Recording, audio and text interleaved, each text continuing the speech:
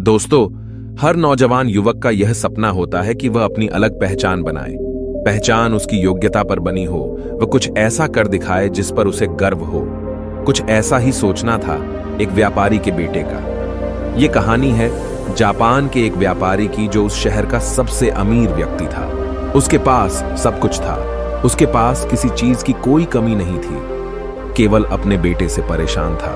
एक दिन वह व्यापारी अपने बेटे से कहता है, बेटा, तू मेरे साथ व्यापार में हाथ क्यों नहीं बढ़ाते? तुम्हें व्यापार के तौर तरीके सीख लेने चाहिए, क्योंकि भविष्य में तुम्हें यही तो करना है। यदि तुम व्यापार में हाथ नहीं बढ़ाओगे तो फिर क्या करोगे? वह नौजवान युवक अपने पिता से कुछ नहीं कहता, क्योंकि उसका व्यापार में बिल्कुल भी मन नहीं लगता था। वह दिन भर मार्शल आर्ट्स की किताबें पढ़ता, और जब भी कोई समुराई शहर में आता तो वह पूरा समय उसी के पीछे पीछे घूमता रहता। एक बार पूरे परिवार के सदस्यों ने मिलकर उसे समझाने की कोशिश की।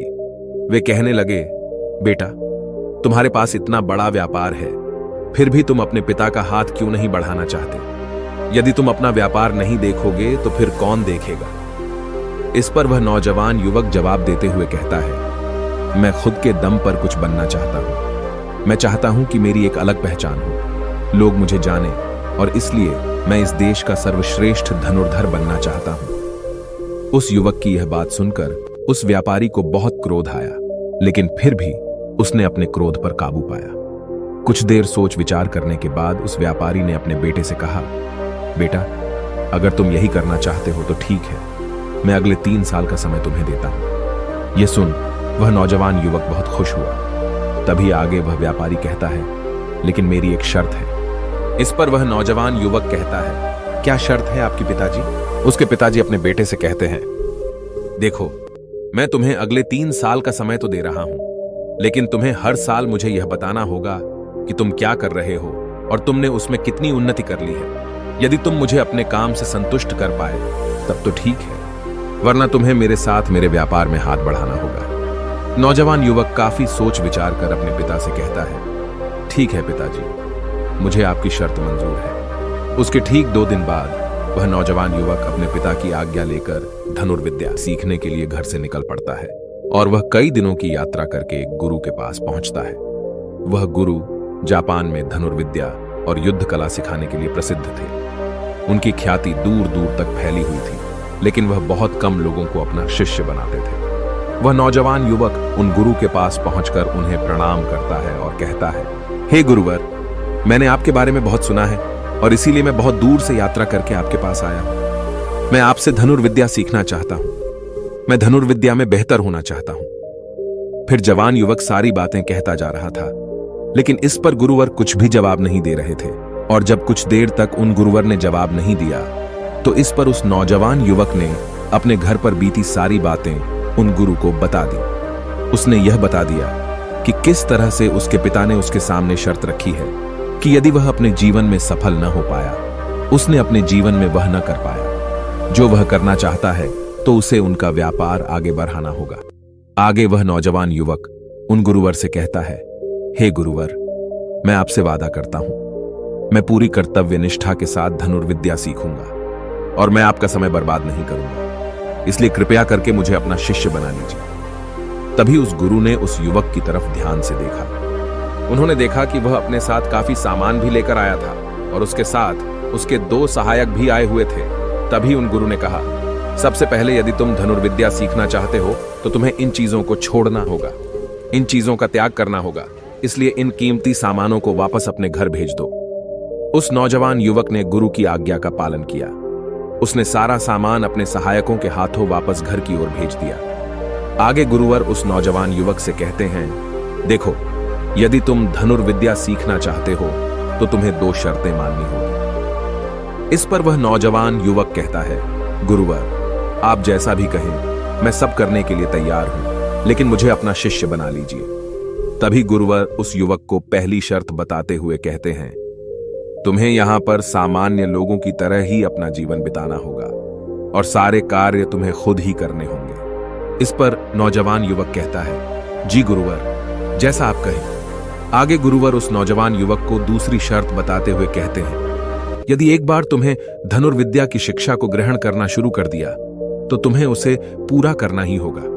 तुम इस बीच उसे छोड़कर नहीं जा सकते। इस पर वह नौजवान युवक कहता है, ठीक है, आप जैसा कहें, मुझे सब मंजूर है। उन गुरुवर ने उस नौजवान को अपना शिष्य बना लिया, लेकिन वो नौजवान ये नहीं जानता था कि उनके सिखाने का तरीका बहुत अलग था। एक दिन उन गुरुवर ने उस नौजवान युवक को अपने पास बुलाया और कहने लगे, बेटा, जैसे तुम उठते बैठते हो, चलते फिरते हो, जैसे तुम सांस लेते हो, वैसे ही तुम निशाना भी लगाते हो।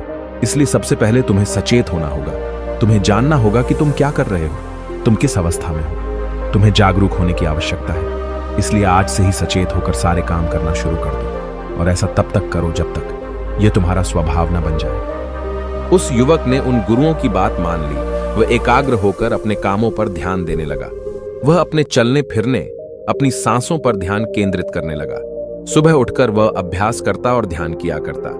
शाम के 6 बजे से वह एकांत रहता और ध्यान किया करता। ध्यान करने के बाद करीब 9 बजे के बाद वह सो जाया करता और ठीक सुबह 4 बजे उठकर वह धनुर्विद्या का अभ्यास करने लगता। और यह सब उसे एकांत में रहकर ही करता था। और यह सारी क्रियाएं दोपहर के 2 बजे तक यूं ही चलती रहती। और इस समय के दौरान न तो कहीं जाना और न ही किसी से मिलना।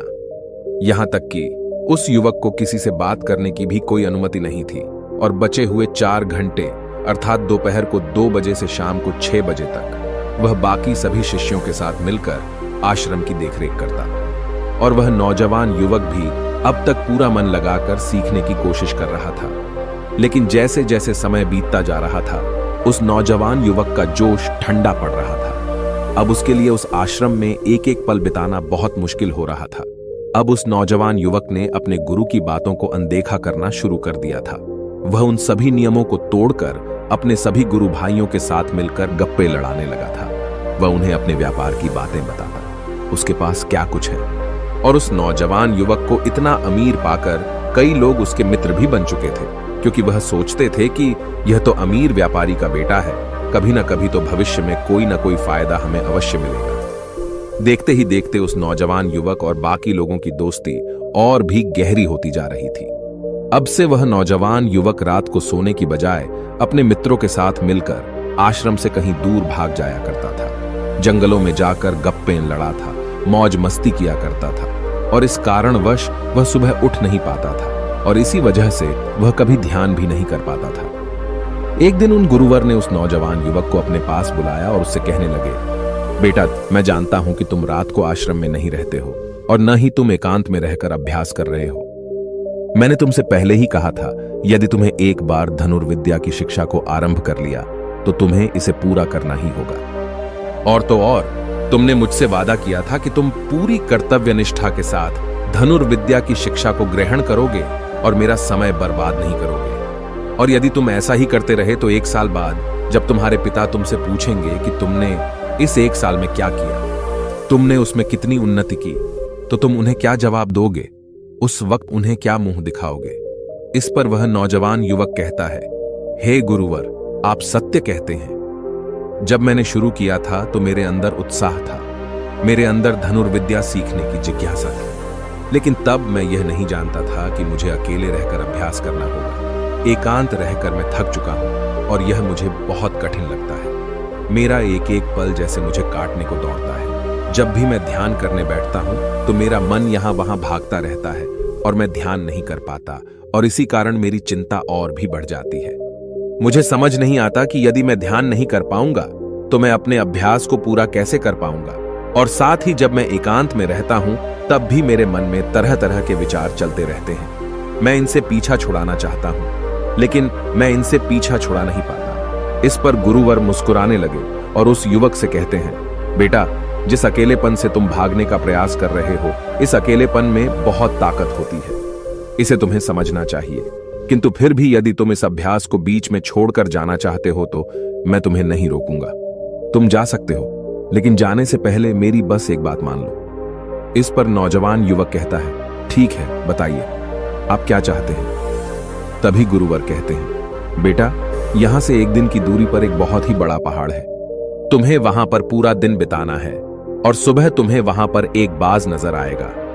उस बाज की हरकतों पर तुम्हें ध्यान देना है। ध्यान रखना, उसका तुम्हें शिकार नहीं करना। बल्कि उसकी हरकतों पर तुम्हें ध्यान देना है। वह क्या कर रहा है, क्यों कर रहा है, उसे ध्यान से देखना है। उसकी हर एक हरकत को तुम्हें समझना है। और जब तुम अगले दिन वापस लौट कर आओगे तो मैं तुमसे केवल एक सवाल करूंगा। यदि तुमने उस सवाल का सही जवाब मुझे दे दिया तो मैं तुम्हें जाने से बिल्कुल भी नहीं रोकूंगा। उस नौजवान ने काफी कुछ सोच विचार किया और उसके बाद वह गुरु की बात मान जाता है। वह उन्हें प्रणाम करके उस पहाड़ की चोटी की ओर चल पड़ता है। देखते ही देखते वह एक दिन का सफर तय करके उस पहाड़ की चोटी पर पहुंच गया और उसने पूरी रात वहीं पर बिताई और अगली सुबह होने से पहले ही वह उस बांस को ढूंढने लगा। वह जब यहां वहां देख रहा था तभी उसकी नजर उस पहाड़ की चोटी पर पड़ी। उसने देखा कि एक सुनहरा बांस चट्टान की चोटी पर बैठा हुआ है और पहाड़ के नीचे घाटियों की ओर ध्यानपूर्वक देख रहा है। वह नौजवान युवक उस बांस को देखकर झुक गया और छुपकर उसकी सारी हरकतों पर नजर रखने लगा। उस नौजवान युवक ने देखा कि कुछ चरवाहे अपनी भेड़ बकरियों को उस घाटी में चराने के लेकर आए हैं और तभी उस युवक की नजर उस पर पड़ी जो एकदम शांत बैठा हुआ था। लेकिन तभी अचानक उसने उड़ान भरी और नीचे की ओर गोता लगाते हुए वह उन चरवाहों के पास पहुंचा। जब तक चरवाहों की नजर उस बांस पर पड़ती तब तक उसने उन भेड़ बकरियों में से एक बकरी के बच्चे को अपने पंजों में दबोचा और उसे ले उड़ा। जब तक चरवाहे कुछ समझ पाते तब तक शिकार हो चुका था। वह नौजवान युवक यह देखकर बहुत हैरान रह गया। यह समझ चुका था कि आखिर गुरु ने उसे इस चोटी पर क्यों भेजा है। वहां से वापस अपने गुरु के पास लौटा और उसने वहां पर बीती हुई सारी कहानी उन गुरुवर को बता दी। तभी गुरुवर उस युवक से कहते हैं, अच्छा तो तुम मुझे यह बताओ कि तुमने वहां पर क्या सीखा। तभी वह नौजवान युवक कहता है, गुरुवर वह बाज बहुत ही चालाक है। काफी देर तक तो यूं ही वह शांत रहा, लेकिन जैसे ही उसे अपना शिकार नजर आया उसने शिकार तय किया और एक उड़ान भरी और उड़ान के साथ वह अपने शिकार को ले उड़ा। इससे हमें यह समझने को मिलता है कि वह बाज बहुत ही चतुर और बहुत ताकतवर भी है और साथ ही साथ वह बहुत तेज भी है। इस पर गुरुवर हंसते हुए कहते हैं, बेटा उस बात को तुमने आज देखा है, लेकिन यदि उसे तुमने करीब 2 महीने पहले देखा होता तो तुम उस पर यकीन नहीं कर पाते। ऐसे बाज केवल पहाड़ी इलाकों में ही पाए जाते हैं और इन बाजों की उम्र करीबन 80 वर्ष की होती है। लेकिन जब इनकी आधी उम्र अर्थात जब इनकी 40 साल की उम्र पूरी हो जाती है तो यह शिकार नहीं कर पाते। उसे एक महत्वपूर्ण निर्णय लेना पड़ता है, क्योंकि इस अवस्था में उसके शरीर के तीनों महत्वपूर्ण अंग बेअसर होने लगते हैं। पहला, पंजे, जो कि लंबे और लचीले हो जाते हैं और शिकार पर पकड़ बनाने में कमजोर होने लगते हैं। दूसरा, चोंच, जो कि आगे की ओर मुड़ जाती है और भोजन निगलने में मुश्किलें होने लगती हैं। तीसरा, पंख, जो भारी हो जाते हैं और सीने से चिपकने कारण पूरे खुल नहीं पाते हैं। ये उसके उड़ान सीमित कर देते हैं। भोजन ढूंढना, भोजन पकड़ना और भोजन खाना तीनों काम करना मुश्किल हो जाते हैं। उसके पास 2 ही रास्ते बचते हैं, या तो शरीर छोड़ दें या फिर खुद में बदलाव करे। इनका शरीर मृत्यु की ओर बढ़ने लगता है, लेकिन इनकी विशेषता तो यही है कि ये बाज अपनी मृत्यु को स्वीकार नहीं करते। जहां पहला रास्ता सरल और तुरंत समाधान देने वाले हैं, वहीं दूसरा अत्यंत पीड़ादायी और लंबा बांस पीड़ा चुनता है और खुद में बदलाव करता है। वह धीरे धीरे उड़ान भरकर किसी ऐसी जगह पर जा पहुंचते हैं जहां बहुत शांति होती है और वहां अपना घोंसला बनाता है। फिर वहां पर जाकर वो सबसे पहले अपनी कमजोरी अर्थात अपनी उस मुड़ी हुई चोंच को पत्थर पर मार मार कर उसे तोड़ देते हैं। अपनी चोंच तोड़ने से ज्यादा पीड़ादायक कुछ भी नहीं पक्षी के लिए। अब वह इंतजार करता है चोंच के फिर से उगाने का। उसके बाद वह अपने पंजे भी उसी प्रकार तोड़ देता है और इंतजार करता है पंजों के दोबारा उगाने का। और देखते ही देखते इनके पंजों में नए नाखून आते हैं। नई चोंच और पंजे आने के बाद वह अपने भारी पंखों को एक एक कर नोचकर निकालता है और प्रतीक्षा करता है पंखों का फिर से उगाने का। और इस क्रिया में पूरे 3 महीने लगते हैं और 3 महीनों के अंदर इन बाजों का एक नया पुनर्जन्म होता है और तब उसे मिलती है वही भव्य और ऊंची उड़ान, पहले जैसी नहीं। इस पुनर्जन्म के बाद वह 30 साल और जीता है, ऊर्जा, सम्मान और गरिमा के साथ।